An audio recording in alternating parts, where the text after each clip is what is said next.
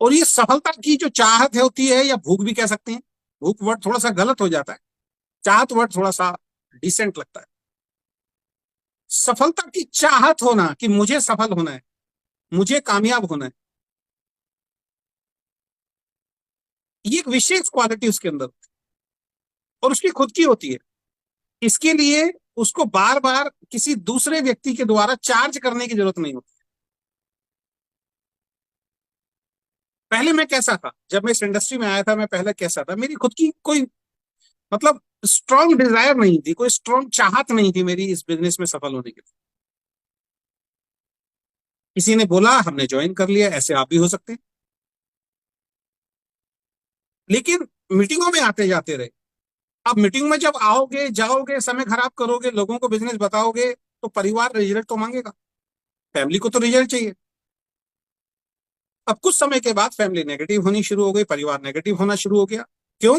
क्योंकि वो कहते हैं भाई, घर घर से निकलते हो और रात को कभी 12 बजे कभी 1 बजे घर में घुस रहे हो, इतने महीने हो गए लेकिन आपकी इनकम नहीं बढ़ रही, आपका चेक नहीं आ रहा। तब हमने आत्ममंथन किया, तब इस चीज की जानकारी हुई कि हम जो काम कर रहे थे, वो काम करने का तरीका कहीं ना कहीं हमारा गलत था, और उसमें सुधार होते ही सफलता आनी शुरू हुई। और मीटिंग में जाने के बाद ये पता लगा कि इस बिजनेस में ऐसा नहीं कि नौकरी में सफलता नहीं मिलती है, ऐसा नहीं कि व्यापार में सफलता नहीं मिलती है, लेकिन नौकरी में आप जितनी मेहनत स्वयं करेंगे, उतनी ही सफलता आपको मिलेगी। और व्यापार में कंपटीशन बहुत है, व्यापार में भी जितना ज्यादा आप कहते हैं जितना गुड़ डालोगे उतना मीठा होगा। लेकिन direct selling business, network business के अंदर ये टीम वर्क काम है।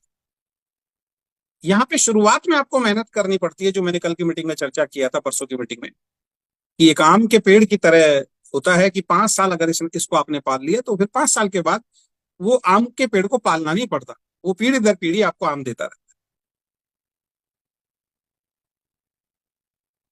तो सबसे पहली क्वालिटी आपको जो अपने अंदर डेवलप करनी है, अगर आपको इस बिजनेस में सफल होना है, तो आपकी स्वयं की चाहत का होना बहुत ज्यादा जरूरी